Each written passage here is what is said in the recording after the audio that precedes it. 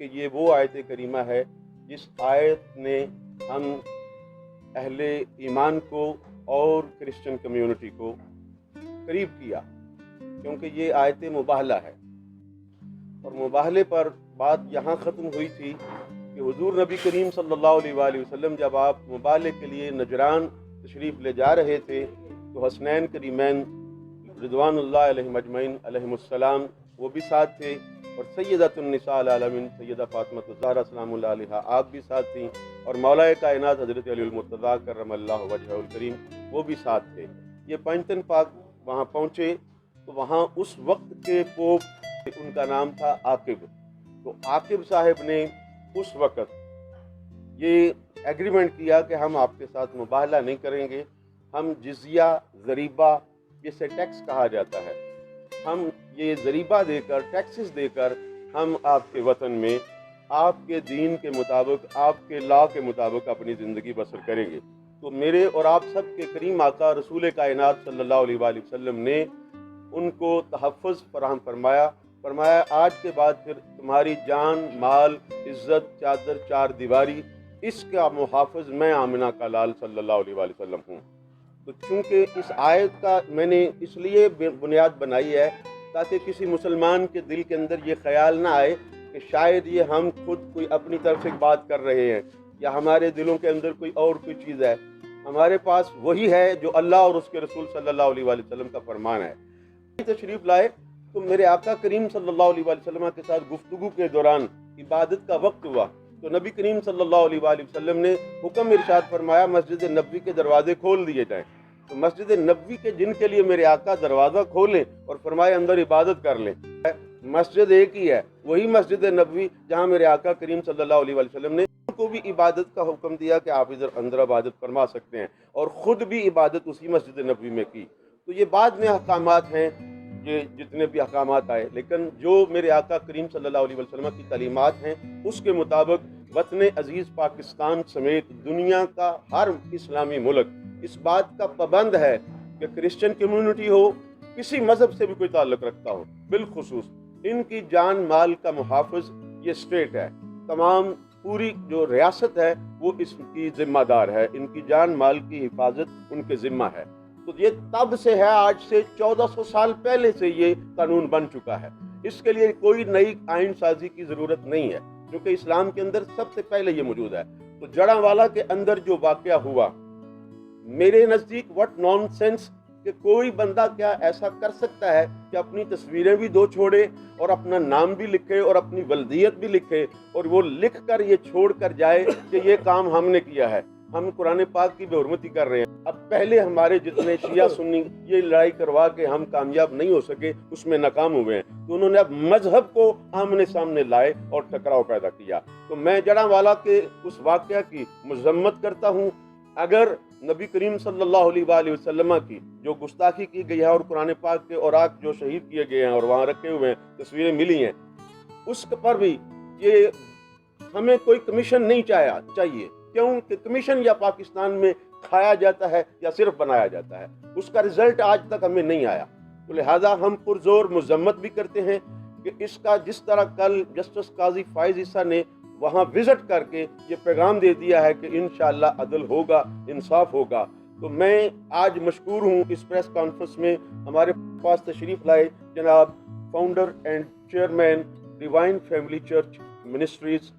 Director Pakistan pastor fellowship جناب pastor Dilshad مسیح صاحب اور پاسٹر اعجاز پیارا صاحب، پاسٹر اسلم خان صاحب، پاسٹر عاشر رفیق صاحب اور پاسٹر عظیم ساگر صاحب، پاسٹر گلفام صاحب اور جناب مذہبی اور سیاسی شخصیت سماجی شخصیت جناب چاند گل صاحب اور شہراز گل صاحب، میں ان سب کا مشکور ہوں جن کی وساطت سے یہ سارا کام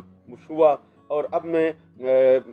دعوت دوں گا جناب پاسٹر دلشاد مسیح صاحب سے، اس کے بعد انشاءاللہ ہمارے بار کے صدر ٹسکا بار کونسل کے صدر جناب چودھری وقاص انصر شاہی صاحب وہ بھی تشریف لائے ہیں، یہ بھی اپنے خیالات کا اظہار فرمائیں گے۔ جناب جی، سب سے پہلے یسوع مسیح کے خوبصورت اور بابرکت نام میں آپ سب کی سلامتی، اور بائبل مقدس کا فرمان ہے کہ جس ملک میں میں نے تمہیں رکھا ہے اس ملک کی سلامتی میں تمہاری سلامتی ہے۔ ہماری سلامتی اور اس ملک میں ہمارے ساتھ جتنے بھی لوگ ہیں ان کی سلامتی اسی ملک کی سلامتی میں ہے، اور ہم مسیحی خاص طور پر ڈسکا کے اس وقت جتنے بھی پاسٹر یہاں پر موجود ہیں، ہم اس واقعے کی پرزور مذمت کرتے ہیں۔ اگر واقعی وہاں پر ایسا کچھ ہوا ہے اور ہمارے لا کے اندر، قانون کے اندر جس طرح درج ہے، جو دفعات درج ہیں، ہمیں اس سے فرق نہیں، لیکن شرط یہ ہے کہ اگر وہاں پر کوئی مسیحی ہے یا مسلم ہے، دونوں طرف سے اگر یہ وقوع بنایا گیا ہے تو اس کا مطلب ہے گستاخی اس نے کی جس نے اس وقوعے کو بنایا۔ تو ہم یہ چاہتے ہیں، جس طرح کہا گیا ہے، کہ ہم وہاں پر پرزور مذمت بھی کرتے ہیں اور اس بات کا مطالبہ کرتے ہیں کہ وہاں پر جس نے بھی ایسی حرکت کی ہے، دونوں فریقین میں سے کوئی بھی ہو، اسے قرار واقعی سزا ملنی چاہیے۔ اور ہم تمام پاکستان کے اداروں کے لیے بھی دیر آئے درست آئے، وہاں پر انہوں نے وزٹ کیا، انتظامیہ کی غفلت کی وجہ سے بھی کچھ ہوا، کیونکہ ایک چرچ کو، ایک عبادت گاہ کو جلانے کے بعد دوسری عبادت گاہ تک پہنچنے کے لیے اس میں وقت لگتا ہے، اس میں ڈسٹنس ہے، لیکن کہیں نہ کہیں لیک ہوئی چیزیں۔ اس کے باوجود ہم اس ملک کی سلامتی کے لیے اور اس ملک کے لیے دعا گو ہیں، ہم انتظامیہ کے لیے، وہاں پر سول سوسائٹی کے لیے، جڑا والا کے لیے بھی، کہ وہاں پر مسلم خاندانوں نے، بھائیوں نے مسیحیوں کو پروٹیکٹ بھی کیا، ماشاءاللہ، ان کو سنبھالا بھی۔ جہاں پر لوٹ مار کی گئی، جہاں پر بیٹیوں کے جہیز نکال کر لے گئے، وہاں پر خاندانوں نے پروٹیکٹ بھی کیا، سنبھالا بھی ہے، اور ہم سول سوسائٹی کا شکریہ ادا کرتے ہیں وہاں پر، ماشاءاللہ،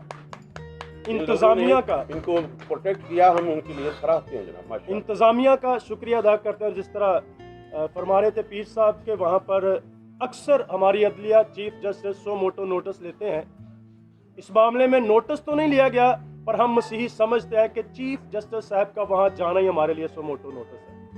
اور ہم بھروسہ کرتے ہیں، ہم یقین کرتے ہیں کہ ضرور ان چیزوں کا قانون کے مطابق، جس طرح سے اس وقوعے کے بعد جو بائبل مقدس کو جلایا گیا، انجیل مقدس، توریت شریف، زبور شریف، اور وہاں پر صحائف کو نظر آتش کیا گیا ہے،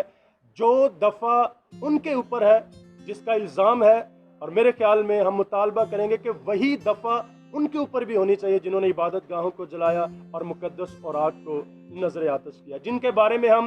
واشگاف سنتے بھی ہیں، اور کہا بھی جاتا ہے کہ ہمارا ایمان مکمل نہیں ہوتا ہے جب تک ہم ان کتابوں پر ایمان نہیں رکھتے، اور اگر ان کتابوں پر ایمان ہے تو پھر جو نظر آتش کی گئی ہیں ان کے اوپر بھی وہی سزا ہونی چاہیے۔ ہم یقین کرتے ہیں انتظامیہ وہاں پر کرے گی،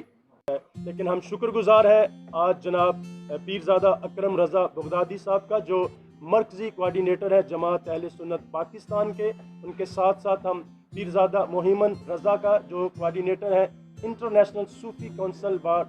پاکستان کے، اور ان کے ساتھ ساتھ آج ہم شکریہ ادا کرتے ہیں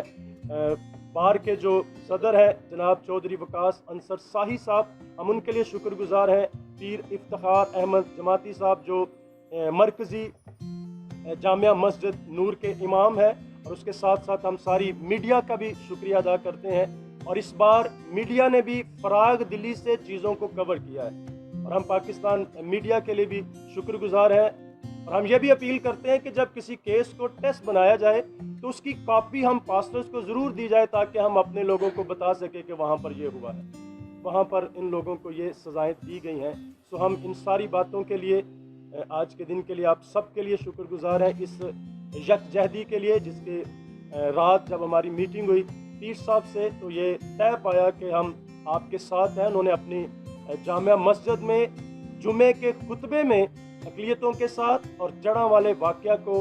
کی مذمت کی ہے۔ ہم اس بات کے لیے بھی جامعہ مسجد نور کے تمام شرکا کے اور جتنے بھی اس مسجد کے ساتھ جڑے ہوئے لوگ ہیں، ہم اس ساری جماعت کا بھی شکریہ ادا کرتے ہیں، پیر صاحب کا جنہوں نے لوگوں کے ہاتھ کھڑے کروا کر اس بات کی مذمت بھی کی ہے، جو سول سوسائٹی ہے، جو وکلا برادری ہے، جو علماء ہیں، ہم ان کے بھی اچھے اور مثبت رد عمل کے لیے شکر گزار ہیں، جس میں بڑی قابل ذکر آج کی بھی یہ پریس کانفرنس ہے، قابل ذکر جناب محترم علامہ اشرفی صاحب کا بیان، ایک ایسا بیان تھا جس نے ہماری کمیونٹی کو ایک ہی بیان نے پرامن کر دیا، ان کے آنسوؤں نے، ان کی تقریر نے، اور ہمیں لگا کہ واقعی کوئی ہے جنہیں ہمارا درد ہے۔ ہمیں لگا کہ یہاں کوئی ہے جو اقلیتوں کے تحفظ کے لیے آواز بات کر سکتا ہے، ورنہ ہم ڈر رہے تھے کہ شاید ہماری نسلوں کے لیے، ہمارے بچوں کے لیے یہ ملک، یہ سرزمین خطرناک ہوتی جا رہی ہے، حالانکہ ہم شروع سے اس کی سلامتی کے لیے نہ کبھی خطرہ تھے اور نہ کبھی خطرہ ہو سکتے ہیں۔ ہم آج ڈسکا کی ساری سول سوسائٹی کے لیے، وکلا برادری کے لیے، علماء حضرات کے لیے، میڈیا کے لیے بھی خداوند کا شکر ادا کرتے ہیں کہ ہم اسی طرح سے اس ماحول کو اور اس فضا کو اور اس سوسائٹی میں رہتے ہوئے جو ہماری ذمہ داریاں ہیں، ہم ان ذمہ داریوں کو پورا کر سکیں۔ تو ایسا کرنے والے کچھ زیادہ لوگ نہیں ہوتے، ایک آدھا شخص پسند ہوتا ہے، وہ سب کو ابھارتا ہے، ان کے جذبات سے کھیلتا ہے اور آگے یہ بہت بڑے سانحے بن جاتے ہیں۔ تو اس لیے میری اس موقع پر اس پریس کانفرنس میں یہی ریکویسٹ ہے کہ آپ نے بہت اچھا قدم اٹھایا ڈسکے کے امن و امان کے لیے اور ملک کے امن و امان کے لیے۔ یہ آپ کی جو قدم ہے انشاءاللہ یہ کامیاب ہوگا، اور شاید جو جس نظریے سے اس سانحہ و جڑا والے کو ابھارا جا رہا ہے، ہو سکتا ہے کہ دوسروں شہروں میں بھی امن و امان رہے اور ہم خوشی اور سلامتی کے ساتھ اپنے ملک میں رہیں۔ Thank you.